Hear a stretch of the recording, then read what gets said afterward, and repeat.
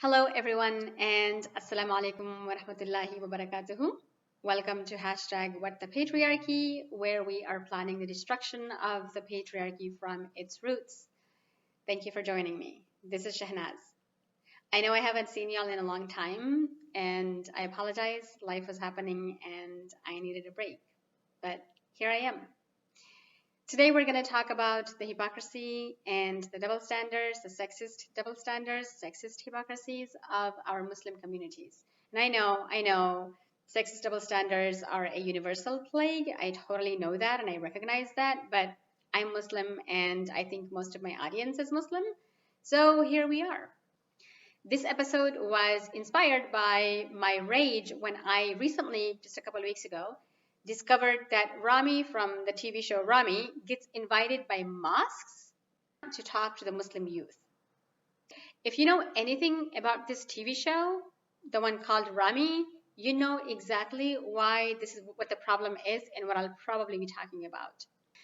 For those who don't know who Ramy is or what the show Ramy is, Ramy is the name of a TV show on Hulu where the central character is also named Ramy and is played by a man also named Ramy. This is the same Ramy, the one who's getting invited to mosques to speak to the Muslim youth, who also plays the role of a character who has literally every episode, most episodes, beginning with a sex scene with a different non-Muslim, sometimes Muslim, but mostly non-Muslim, and white woman.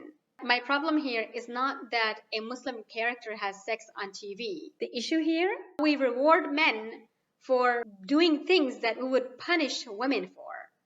Listen, if that was a Muslim woman playing this character, playing a character who has all that sex, being all un-Islamic and stuff, would she get invited to mosque? This respect, this reward that Ramy, the actor, gets from these mosques is very much related to the fact that our communities also reward abusers and sexual predators and rapists and cheaters and all kinds of terrible, unethical people. Now, this episode, this here on What the Patriarchy, is not about the TV show, so I'm not going to get into all the details. It's not a review of the TV show. So I'm not going to go into all the details and all the problems with the show, like Ramy's clear hate for brown and Muslim girls, which, yes, is so real because our Muslim dudes can hang out with and talk with and date non-Muslim and white girls, but are very awkward with us, with Muslim girls, because I swear it's because they don't see us as real people. We're not real people to them. So no, it's not about respect. But if the point of Ramy's character is to show, or if the whole show is to show that this is what too many Muslim dudes are like, then first of all, it's done very poorly. Okay, alternatives are not provided. They're not presented to us so we can see what someone, what an alternative to the despicable Ramy, because everybody, basically, you watch the show and you end up hating Ramy, the character. So we don't know what an alternative to Ramy can be like because the TV show doesn't provide that for us. And second of all, no, I'm not. I can't. I'm not going to get into the TV show. I don't want to talk about that too much here. I have a bigger point here. I will say, though, that I hate the show for many reasons. And I'm not going to watch and love the show just because it features Muslim people who aren't playing terrorists. As a Muslim woman, I'm not just a Muslim. I'm also a woman. And this show is a waste of a platform because of the way that Muslim women are featured in it, are represented in it. It's such a total loss. The Muslim women hardly get any screen time. And the ones that do are victims of Ramy's violence or abuse, or they're victims of marriage, like his mother. They're victims of something or the other, basically. And the tiny screen time that his sister gets every now and then is far more relevant and powerful than entire episodes in which Ramy is the focus. And also listen to Black Muslims because they will tell you precisely why the way that Black Muslims are presented in the second season is a problem. Anyway, the entire TV show revolves around Ramy's, the character's, sexual escapades, which include sex with a married woman during Ramadan. And we see the sex scenes on TV, again, like episodes will begin with him having sex with someone. And this dude's entire struggle during Ramadan is, oh crap, how on earth am I ever going to not have sex for 30 whole days? What a struggle. So I don't know whose struggles he's representing. I get it. I think it sounds like he has a sex addiction, and that's probably the point of the show. But that's not very clear other than the fact that here's a Muslim dude who's obsessed with sex. It's a really problematic show for so many reasons. But I want to be clear here about something. It's not that my problem here is not that a Muslim character has sex on TV. That's not what I'm bothered by. That's not what I think the problem here is. I need Muslims to be represented fairly, diversely as the humans, as the complicated people that we come as. And we come in all kinds of complicated ways, including those like Ramy, the character, who has a sex addiction, I'm sure, and also those who have regular sex outside of marriage, who have premarital sex, for example.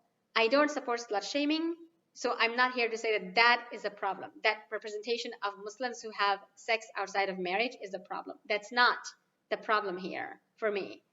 The reason that I'm mentioning these particular details and facts of this show is that it's relevant to the issue of double standards and hypocrisy, and like mosques inviting dudes like Ramy to, give talks to the youth while completely erasing Muslim women and attacking Muslim women for doing something very simple like not covering their hair.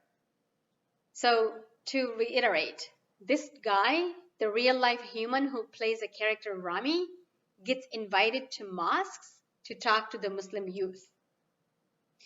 Listen, if that was a Muslim woman playing this character, playing a character who has all that sex, being all un-Islamic and stuff, would she get invited to mosques? Would she even be considered a Muslim to begin with?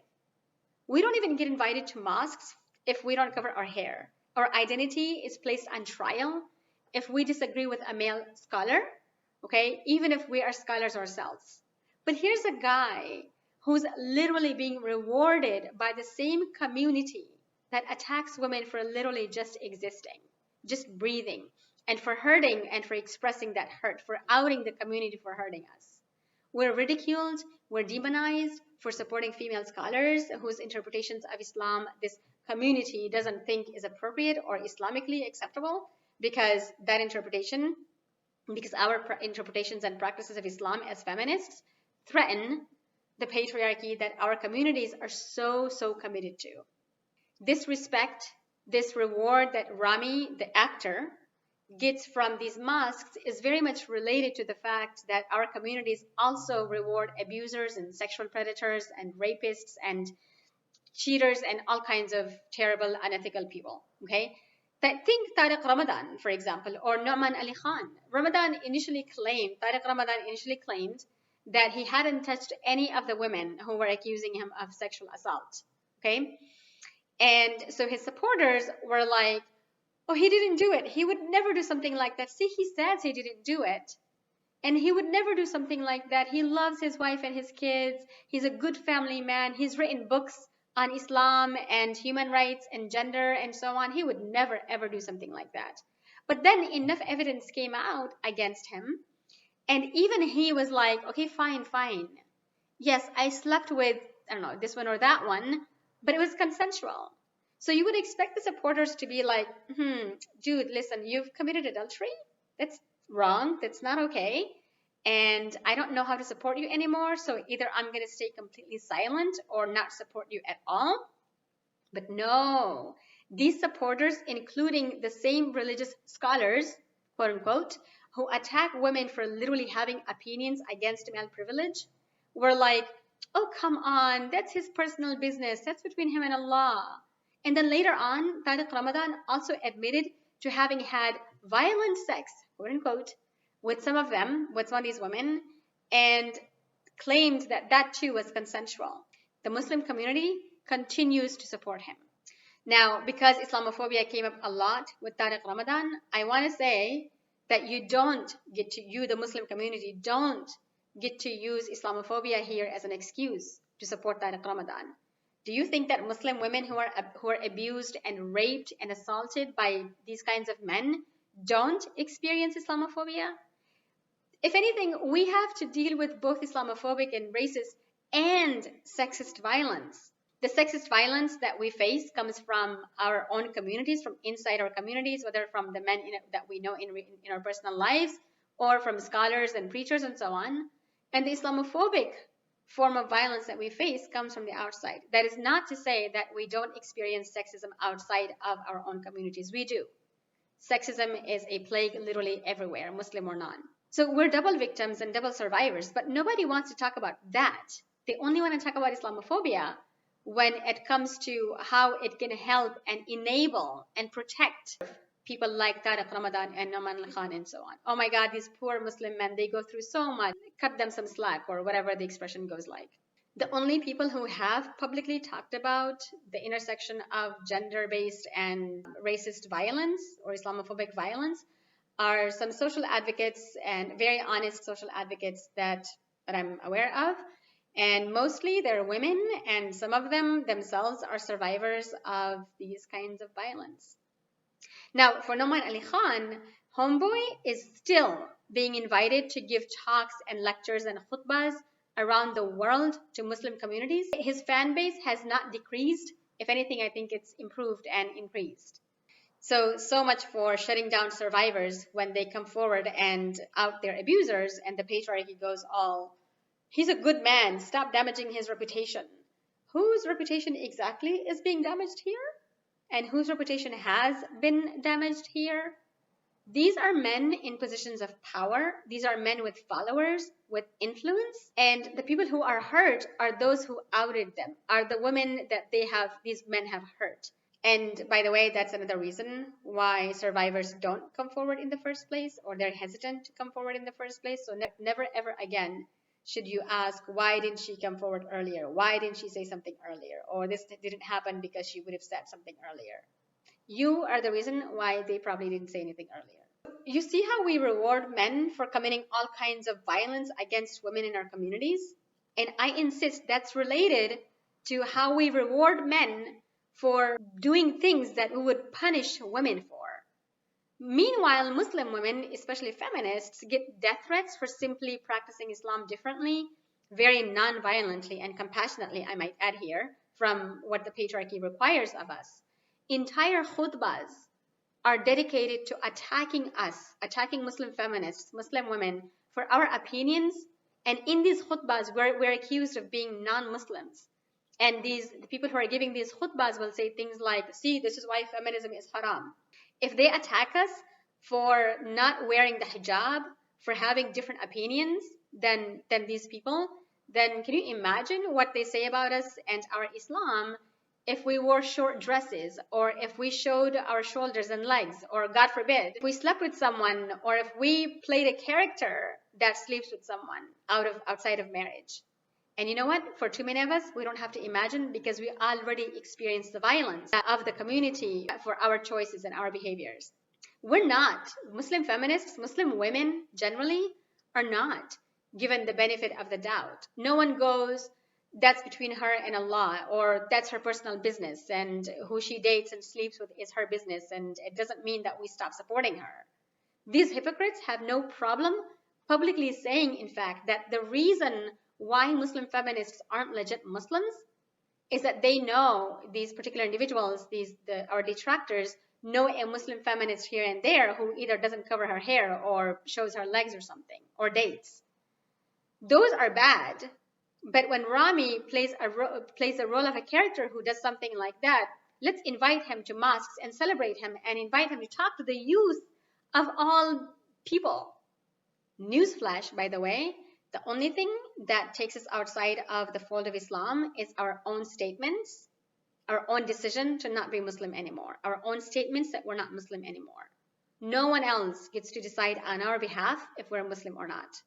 So again, to emphasize, I'm not shaming Ramy, the character, for having sex. That's not the issue here, other than that it looks like he has a sex addiction, and that's a legitimate, real struggle for sure. And I hope that will be taken care of in the show. It will be addressed in a very serious way at some point. But it's the fact that the community, our Muslim community, the mosques here, They see the show and the kinds of things that this real life human playing Ramy, playing this character does, and the community still goes around inviting him to talk to the youth as if he gets to be some kind of a role model for the youth in some Islamic sense. While Muslim women are ostracized and attacked and demonized, not even accepted as real Muslims, if we so much as disagree with a Muslim dude, let alone showing skin or playing a character who has a lot of sex on TV, in which case they will tell us that we've crossed every imaginary and unimaginary boundary. Anyway, I'll stop here. The point is, don't be a hypocrite. Pay closer and better attention to the kinds of nonsense that the Muslim community inflicts on Muslim women and Muslim feminists. And remember that sexism is violence, and sexism is also shirk. And shirk is, objectively speaking and Quranically speaking, haram. Thank you for your time. Salam.